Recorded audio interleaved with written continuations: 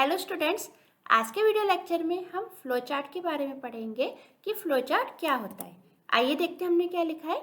हमने लिखा है flow chart is a graphical representation of an algorithm.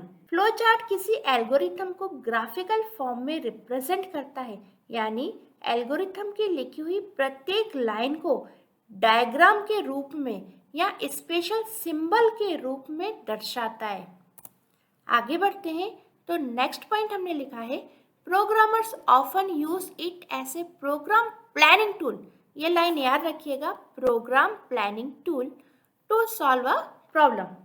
Programmer अपनी प्रॉब्लम को सॉल्व करने के लिए फ्लो चार्ट को एक प्रोग्रामिंग टूल के रूप में यूज करता है, यानी फ्लो चार्ट के द्वारा प्रोग्रामर प्लानिंग करता है कि उसे अपने प्रोग्राम के लिए या अपने प्रोग्राम को लिखने के लिए कौन कौन से स्टेप्स को लेना होगा, यानी कौन कौन सी लाइनें लिखनी होगी अपने प्रोग्राम में। ये सारी प्लानिंग फ्लो चार्ट के जरिए ही प्रोग्रामर करता है। आगे बढ़ते हैं तो नेक्स्ट पॉइंट में हमने लिखा है it makes use of symbols which are connected among them to indicate the flow of information and processing. Flow chart विशेष सिंबल्स का यूज करके ये बताता है कि प्रोग्राम में इंफॉर्मेशन और प्रोसेसिंग का फ्लो किस डायरेक्शन में होगा। आगे बढ़ते हैं तो नेक्स्ट पॉइंट हमने लिखा है the process of drawing a flow chart for an algorithm is known as flow charting. Algorithm के लिए फ्लो चार्ट बनाने की प्रक्रिया को फ्लो चार्टिंग के रूप से जाना जाता है, यानी कोई एल्गोरिथम लिखी हुई है और उस एल्गोरिथम के लिए आप फ्लो चार्ट बना रहे हो तो ये प्रोसेस फ्लो चार्टिंग कहलाती है। आगे बढ़ते हैं तो यहाँ पे हमने फ्लो चार्ट के कुछ बेसिक सिंबल्स बनाए हुए हैं। ये अलग अलग प्रकार के सिंबल्स अलग अलग प्रकार के वर्क को बताते हैं। जैसे फॉर एग्जांपल सबसे पहला है टर्मिनल। जो आपको ये सबसे पहला चिन्ह दिख रहा है जो कि ओवल शेप में है, ये टर्मिनल का सिंबल है। फ्लो चार्ट के स्टार्टिंग और एंडिंग दो पॉइंट को रिप्रेजेंट करने के लिए हम टर्मिनल सिंबल का यूज करते हैं। मीन्स स्टार्ट और एंड के लिए हम टर्मिनल सिंबल का यूज करेंगे। नेक्स्ट है इनपुट आउटपुट। ये जो आपको सेकंड नंबर का जो बॉक्स दिख रहा है इसको हम पैरेललोग्राम भी कहते हैं, और इस तरीके के बॉक्स में हम इनपुट और आउटपुट को लिखते हैं। नेक्स्ट आता है आपका प्रोसेसिंग बॉक्स। कंप्यूटर से हमको कौन सी प्रोसेसिंग करवानी है और वो प्रोसेसिंग किस तरीके से करवानी है, वो सारी लाइन हम इस तरीके के रेक्टेंगल बॉक्स में लिखते हैं। नेक्स्ट फोर्थ आता है आपका डिसीजन बॉक्स। डिसीजन बॉक्स देखिए कुछ इस तरीके से दिखता है, और इस तरीके के बॉक्स को हम डायमंड बॉक्स भी कहते हैं। देखिए कभी कभार प्रोग्रामिंग करते वक्त हमारे सामने कुछ विशेष कंडीशन आती हैं जिसमें हमें कुछ विशेष डिसीजन लेने होते हैं। सो डिसीजन लेने के लिए फ्लो चार्ट में हम इस तरीके का सिंबल का यूज करते हैं जिसको हम डायमंड बॉक्स के नाम से जानते हैं। जब आप सेकंड चैप्टर में फ्लो चार्ट को पढ़ोगे, फ्लो चार्ट के ऊपर प्रैक्टिकल्स करके देखोगे, तब आपको इस तरीके के बॉक्स मिलेंगे और आपको उसी समय इस प्रकार के बॉक्स के ऊपर वर्क करना आ जाएगा। नेक्स्ट आता है कनेक्टर। इस प्रकार का जो सिंबल होता है, मीन्स इस तरीके का जो सर्कल हम यूज करेंगे, ये सर्कल रिप्रेजेंट करेगा कनेक्टर को। मीन्स जब भी हमें कोई चीज़ कनेक्ट करनी होगी तो हम इस तरीके का सिंबल का यूज करेंगे। नेक्स्ट आती है फ्लो लाइन।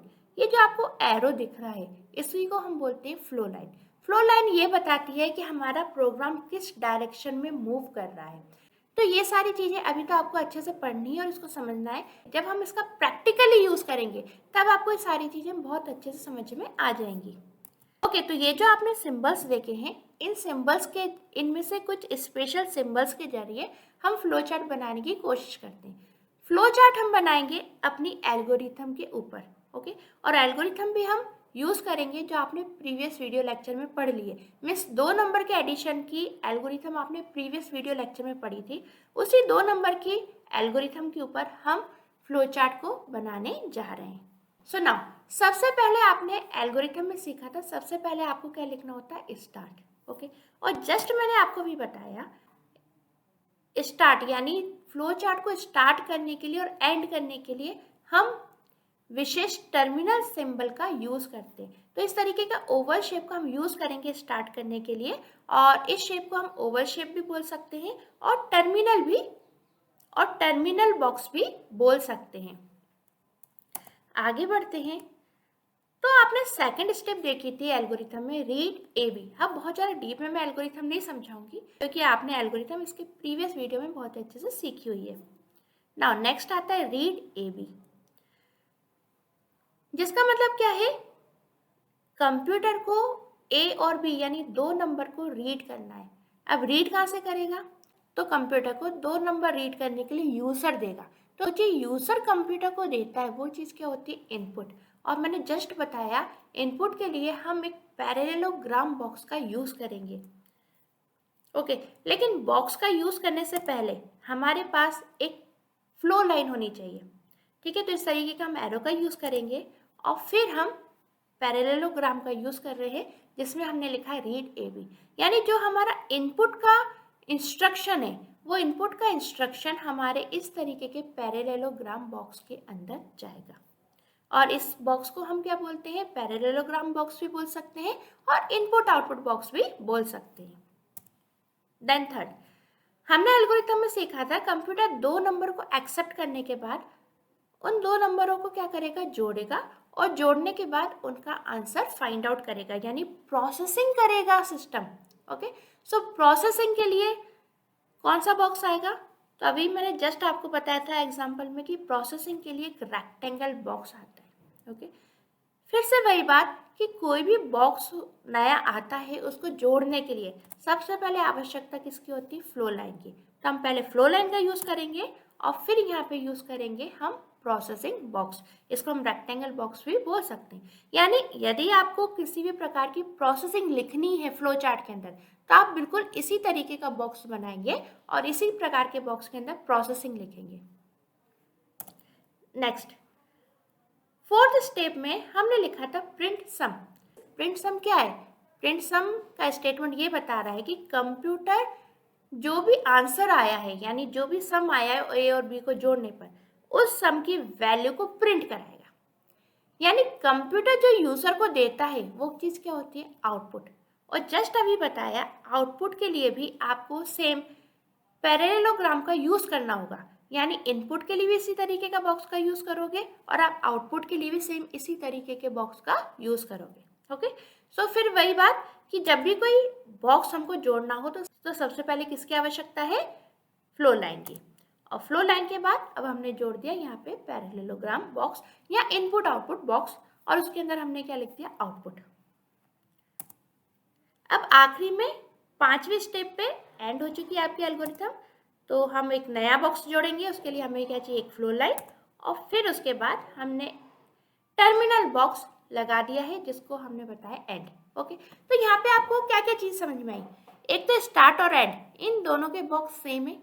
ठीक है, तो जब भी आपका फ्लो चार्ट शुरू होगा और खत्म होगा तब आपको एक टर्मिनल बॉक्स का यूज करना होगा। इसको स्टार्ट एंड बॉक्स भी बोल सकते हैं, स्टार्ट एंड सिंबल भी बोल सकते हैं और टर्मिनल बॉक्स भी बोल सकते हैं। देन हमेशा इनपुट और आउटपुट दोनों के लिए इस तरीके के पैरेललोग्राम बॉक्स आपको बनाने होंगे और इनके अंदर रिस्पेक्टेड इनपुट या आउटपुट आपको लिखना होगा। और ये जो बॉक्स है कौन सा, आपका प्रोसेसिंग बॉक्स। जब भी आपको अपने प्रोग्राम में किसी भी प्रकार की प्रोसेसिंग को रिप्रेजेंट करना होगा उस समय आप इस तरीके के बॉक्स का यूज करोगे। और फिर ये फ्लो लाइन्स आप समझ ही गए। ठीक है, ये भी बेसिकली एरो है, ये थोड़ा सा प्रॉपर बन नहीं पाया, इसी तरीके का एरो का निशान है। ठीक है, इसका जो डायरेक्शन है वो पीछे छुप गया इस बॉक्स के। सो ये फ्लो लाइन्स हो गई और कुछ स्पेशल सिंबल्स हो गए। ये आप आई होप समझ गए होंगे कि हमें फ्लो चार्ट में किस तरीके से यूज करना है। आगे बढ़ते हैं, तब हम यहाँ पे फ्लो चार्ट की कैरेक्टरिस्टिक्स देख लेते हैं, यानी विशेषताएं देख लेते हैं कि हमारे फ्लो चार्ट में क्या क्या विशेषताएं होती हैं। सबसे पहली विशेषता, it is a simple way to communicate. Flow chart जो है वो संवाद करने का एक सरल तरीका है। देखिए, जब हमें कोई बात किसी को समझानी होती है या खुद को भी समझनी होती है तो उसके लिए डायग्राम जो है एक बेस्ट एग्जाम्पल है, या ये कह लीजिए किसी भी चीज को चित्र के द्वारा समझना या किसी को भी कोई बात सिंबल के द्वारा समझाना बहुत सरल होता है। फ्लो चार्ट के जरिए आप बहुत आसानी से और सरल तरीके से कम्युनिकेशन कर सकते हैं एक दूसरे को, यानी एक दूसरे को अपने प्रोग्राम में क्या क्या स्टेप्स फॉलो करनी है बड़ी आसानी से आप समझा सकते हैं, या फिर किसी कॉपी में आपने फ्लो चार्ट बनाया है तो उसके जरिए आप खुद भी बड़ी आसानी से समझ सकते हैं कि हमें अपने प्रोग्राम में किन किन स्टेप्स को फॉलो करना है। फिर यही लाइन देखिए हमने हिंदी में लिखी हुई है, यह संवाद करने का एक आसान तरीका है। It does not require the use of programming language. Flowchart programming language का यूज नहीं करता, यानी आप अपनी ऑन लैंग्वेज में अपने लॉजिक लिख सकते हो, बस आपको सिंबल सही यूज में लेना होगा। यानी प्रोसेसिंग करना है तो प्रोसेसिंग बॉक्स का यूज लोगे, इनपुट आउटपुट देना है तो इनपुट आउटपुट बॉक्स का यूज करोगे, तो इस प्रकार के सिंबल्स का आप यूज करोगे। आगे बढ़ते हैं तो हमने लिखा है it is essential for proper programming. एक प्रॉपर प्रोग्रामिंग के लिए, या यूँ कह लीजिए कि एक प्रॉपर प्रोग्राम बनाने के लिए फ्लो चार्ट सबसे एसेंशियल यानी फ्लो चार्ट मुख्य होता है। आपको फ्लो चार्ट बनाना ही पड़ेगा किसी प्रोग्राम को बनाने से पहले। देखिए ऐसा नहीं है कि आप फ्लो चार्ट नहीं बनाओगे तो आपका प्रोग्राम नहीं बनेगा। देखिए प्रोग्राम बनाना एक लेंथी प्रोसेस होता है। नेक्स्ट लाइन इफेक्टिव एनालिसिस, इसमें हमने लिखा है with the help of flow chart problem can be analysed in more effective way, therefore reducing cost and wastage of time. Flowchart के जरिए किसी भी प्रॉब्लम को अच्छे और प्रभावी तरीके से समझा जा सकता है, जिससे जो प्रोग्रामर प्रोग्राम को या प्रोडक्ट को डेवलप कर रहा है उसका अनावश्यक रूप से खर्च होने वाला समय और टाइम को बचाया जा सके। नेक्स्ट आता है proper documentation. Program flow chart serve as a good program documentation which is needed for various purpose making things more efficient. किसी प्रोग्राम के लिए बनाया हुआ फ्लो चार्ट एक अच्छे प्रोग्राम डॉक्यूमेंटेशन की तरह ही होता है, जिसके जरिए हम कई सारे पर्पस को सॉल्व कर सकते हैं, और फ्लो चार्ट हमारे काम को यानी प्रोग्रामर के काम को काफी सरल बनाता है। नेक्स्ट एडवांटेज देखते हैं एफिशिएंट कोडिंग। हमने लिखा है the flow chart act as a guide of blueprint during the system analysis and program development phase. किसी भी प्रोग्राम को डेवलप करने के लिए या सिस्टम को एनालिसिस यानी सिस्टम को समझने के लिए फ्लो चार्ट एक गाइड या ब्लूप्रिंट की तरह कार्य करता है। नेक्स्ट पॉइंट देखते हैं हम प्रोसेस डीबगिंग का। यहाँ पे सबसे पहले हम डीबग का अर्थ समझ लेते हैं। डीबग का अर्थ होता है प्रोग्राम में से एरर को फाइंड आउट करना यानी छांटना, और छांटने के बाद उस एरर को रिमूव करना। ओके, तो हमने इसमें लिखा है the flow chart helps in debugging process.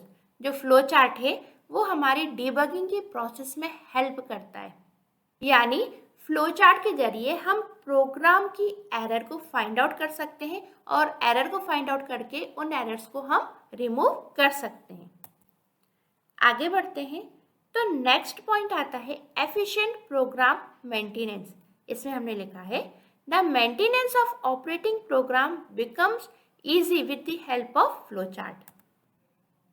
ठीक है, ये आई जो है गलती से लिखा गया।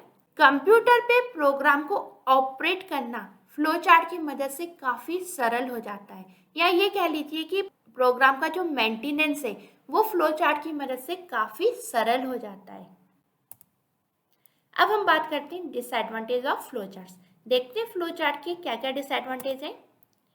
पहला डिसएडवांटेज है कॉम्प्लेक्स लॉजिक।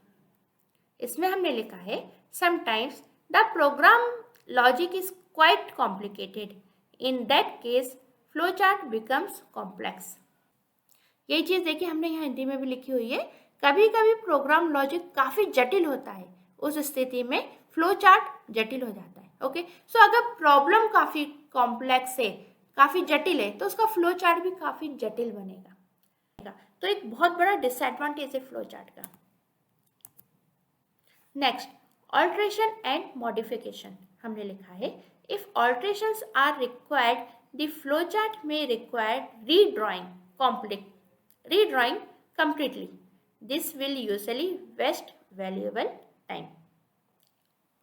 यदि मान लीजिए फ्लो चार्ट बना हुआ है, अब इसमें ऑल्ट्रेशन की आवश्यकता है, यानी इस फ्लो चार्ट में आपको कुछ बदलाव करना है, तो उस केस में आपको जो फ्लो चार्ट के सिंबल्स हैं उनको दोबारा से रीड्राइंग करना होगा।